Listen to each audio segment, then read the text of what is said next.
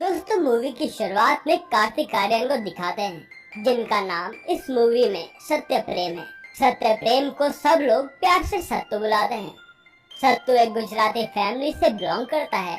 उसके परिवार में मम्मी, पापा और एक बहन है, जो कि सत्तू के साथ अहमदाबाद में रहते हैं। सत्तू एक नंबर का बेरोजगार आदमी है, जो कि LLB के फाइनल में 3 बार फेल हो गया है और घर में अपने मम्मी पापा की कामकाज में हेल्प करता है। सत्तू के घर वाले उसको बेरोजगार होने का रोज ताना मारते हैं और सत्तू के घर में उसकी मम्मी और बहन गरबा सिखाकर पैसे कमाते हैं, जिससे उनका घर चलता है। और सत्तू के पापा का बिजनेस फेल होने की वजह से वह घर के काम काज करते हैं। सत्तू की बस एक ही कामना है कि उसकी शादी किसी सुंदर कन्या से हो जाए, जिसके वह दिन रात सपने भी देखता है। और सत्तू का कोई दोस्त नहीं है, क्योंकि उसके सभी दोस्तों की शादी हो गई है। और इस समय सत्तू का एकमात्र बेस्ट फ्रेंड है उसके पापा, जिनसे वह अपनी सारी बातें शेयर करता है। और सत्तू को अभी तक बस एक ही लड़की पसंद आई थी, जिसका नाम है कथा। उसके बाद कहानी एक साल पीछे जाती है, जिसमें हमें पता चलता है कि सत्तू ने कथा को पहली नजर में पसंद कर लिया था और उसे उससे प्यार हो गया था। और जब सत्तू कथा से बात करने जाता है, तो कथा सत्तू को जरा भी भाव नहीं देती और सत्तू भी आगे बात बढ़ाने की कोशिश करता है, लेकिन कथा उससे बताती है कि उसका बॉयफ्रेंड है, जिसका नाम है तपन, और कथा उससे प्यार करती है। तब सत्तू कहता है कि मैं तपन के जैसे टाइम पास नहीं कर रहा हूँ, मैं तुम्हारे साथ जिंदगी भर निभाने का वादा करता हूँ और हम दोनों का नाम एक साथ में कितना अच्छा लगता है। #सत्य प्रेम की कथा। और इतने में ही कथा का बॉयफ्रेंड तपन एक लग्जरियस गाड़ी में आता है और कथा और तपन गाड़ी में बैठकर चले जाते हैं। और अब कहानी प्रेजेंट में पहुंचती है, जहां सत्तू को घर में कोई भी भाव नहीं देता है और ना ही उसके लिए कोई लड़की ढूंढने में एफर्ट लगा रहा होता है। सत्तू ने अपने पापा को कथा के बारे में भी बताया है कि वह उसे कितना पसंद करता है। और सत्तू के पापा एक नंबर के खबरी लाल हैं और उन्हें मोहल्ले और आस पड़ोस की सारी खबरें पता रहती हैं और सब लोग उन्हें खबरीलाल काका भी कहते हैं। सत्तू के पापा सत्तू को बताते हैं कि कथा और उसके बॉयफ्रेंड तपन का ब्रेकअप हो गया है। अब सत्तू का अच्छा चांस है कि वह कथा को इम्प्रेस कर सके। ये सब सुनकर सत्तू खुश हो जाता है और कथा से मिलने जलसा पार्टी में जाता है, जहाँ पर कथा हर साल डांस करती है और सत्तू ने उसे पहली बार वहीं देखा था। सत्तू जैसे ही पार्टी में पहुंचता है, वह कथा को हर जगह ढूंढता है, पर उसे कथा कहीं नजर नहीं आती। तब कथा के पापा सत्तू को बताते हैं कि कथा की तबीयत खराब है और वह घर पर आराम कर रही है। वहीं जलसा पार्टी में सत्तू के पापा भी होते हैं, जो सत्तू को बोलते हैं कि यही तेरा मौका है, जहाँ कथा से मिलकर उसकी तबीयत पूछ ले और अपने दिल का हाल उसे बता दे। जैसे ही सत्तू कथा के घर पहुंचता है, कथा रो रही होती है और कथा ने अपना हाथ काट लिया होता है। ये देखकर सत्तू फटाफट कथा को हॉस्पिटल ले जाता है और कथा का इलाज करवाता है और बाहर बैठकर सोचता है कि कथा ने सुसाइड करने की कोशिश क्यों की। इतने में कथा के पापा वहाँ आते हैं, जो सत्तू को थैंक यू बोलते हैं, क्योंकि सत्तू ने कथा की जान बचाई है। और उसी समय डॉक्टर भी उनके पास आते हैं, जो उन्हें कहते हैं कि एक सुसाइड केस है और हमें पुलिस को बुलाना पड़ेगा। तब सत्तू 2-3 लाइन जो कि उसने LLB में रट्टा मारी थी, उसे बोलकर कथा के पापा को इम्प्रेस कर देता है। उसके बाद सत्तू घर चला जाता है और सत्तू को कथा का मैसेज आता है, थैंक यू।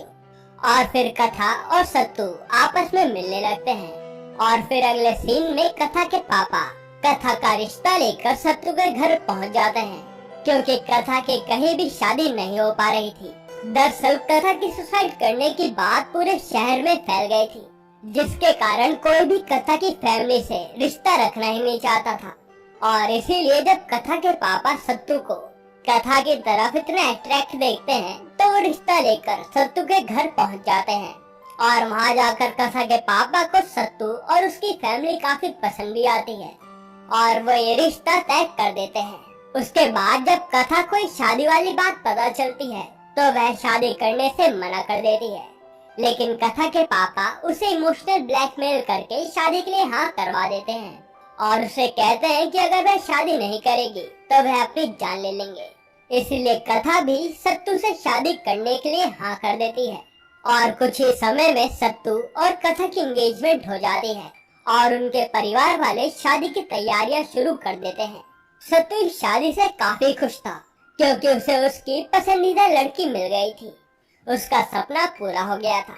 वहीं पर कथा शादी से बिल्कुल भी खुश नहीं थी क्योंकि शादी उसकी मर्जी के खिलाफ हो रही थी।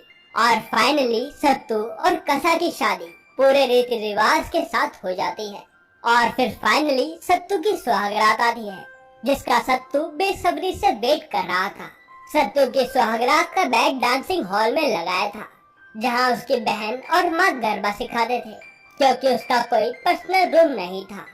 सत्तू सुहागरात पे अपनी वाइफ कथा से बातें करना शुरू करता है और उसे बताता है कि वह वर्जिन है, उसने आज तक किसी के साथ सेक्स नहीं किया है। कथा सत्तू को बोलती है कि वह काफी थक गई है, चलो सो जाते हैं। जैसे ही दोनों सोते हैं सत्तू खराटे लेना शुरू कर देता है जो कि सत्तू की बचपन से आदत थी। कथा सत्तू के खराटे से जाग जाती है और सत्तू को सोने के लिए नीचे जाना पड़ता है। ऐसे ही दिन ब दिन बीतते जाते हैं और सत्तू के खर्राटों के कारण सत्तू को नीचे अपने पापा के पास जाकर सोना पड़ता है।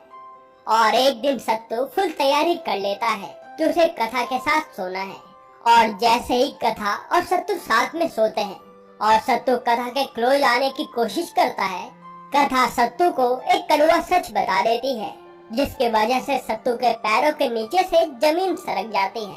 वह सत्तू को बताती है कि वह एसेक्सुअल है, मतलब कि उसके अंदर कभी भी सेक्स करने की फीलिंग नहीं आती। इसी कारण से उसके बॉयफ्रेंड तपन ने उससे ब्रेकअप किया था और ये सब सुनकर सत्तू को काफी बुरा लगता है और अगले दिन वह कथा के पापा के पास पहुंच जाता है और अपनी सारी बात बताता है कि कथा की वजह से उसे किन किन फिजिकली और मेंटली सिचुएशन से गुजरना पड़ रहा है। कथा के पापा बोलते हैं कि तुम्हें तो पता ही है कि कथा की मेंटल सिचुएशन कितनी ज्यादा गंभीर है। उसने हाल ही में सुसाइड करने की कोशिश की थी, तुम उसका ध्यान रखो, उसकी केयर करो और फिर चीजें अपने आप ठीक हो जाएंगी और वह तुम्हारे पास भी आ जाएगी। अब सत्तू कथा का ध्यान रखता है और उसके साथ काफी समय बिताता है और फिर धीरे धीरे दोनों काफी ज्यादा क्लोज भी आ जाते हैं और उनके बीच नजदीकियां बढ़ जाती हैं। तब एक रात सत्तू और कथा साथ में सोने लगते हैं। सत्तू कथा को बताती है कि वह असेक्सुअल नहीं है और जैसे ही दोनों क्लोज आने लगते हैं कथा को घबराहट होने लगती है और वह चिल्लाने लगती है कि मेरे साथ ऐसा मत करो।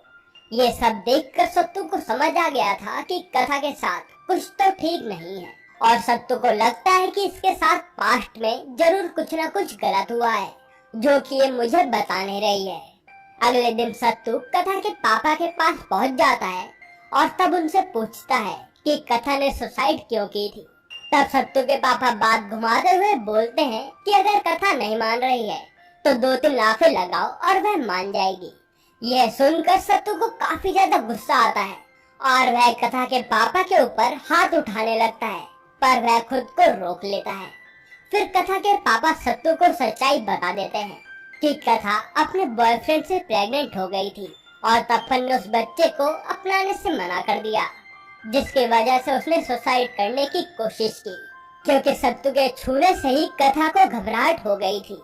सत्तू ये बातें सुनकर काफी ज्यादा गुस्से में आ जाता है और वह भागते भागते तपन के ऑफिस में पहुंच जाता है और फिर वो तपन को पकड़कर उसे खूब मारता है।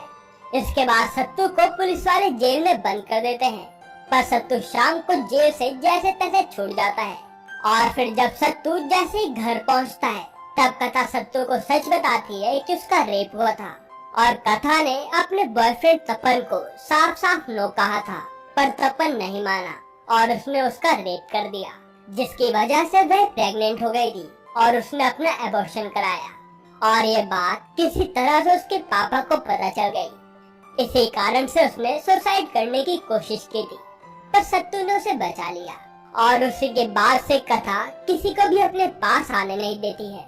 सत्तू कथा का सच जानने के बाद भी कथा को अपना लेता है और ये दोनों एक लंबे वेकेशन पर चले जाते हैं जहाँ ये दोनों एक दूसरे के साथ काफी अच्छा टाइम स्पेंड भी करते हैं और एक दूसरे के और क्लोज आ जाते हैं।